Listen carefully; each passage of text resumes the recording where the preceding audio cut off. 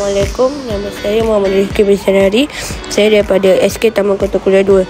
Saya ingin bercakap tentang rumah anti bencana saya, di mana rumah saya ini ada pelindung yang dilengkapkan di bawah tanah.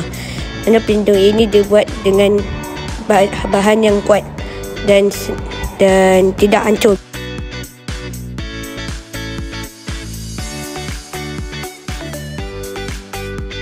Di belakang ini saya ada buat kolam ikan, iaitu SDJ 14, di mana saya membuat kolam ikan.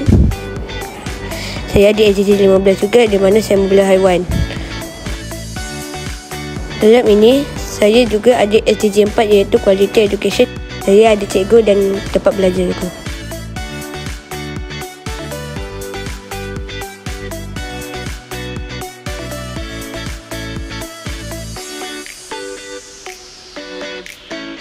Di sini saya ada SDJ 3, iaitu tempat untuk beriadah.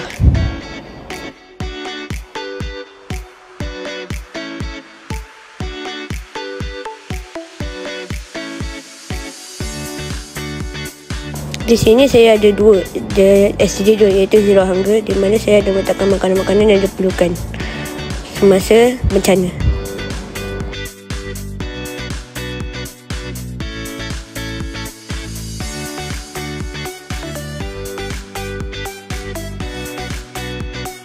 Di atas ini saya ada SDJ 1, iaitu saya meletakkan 2 katil.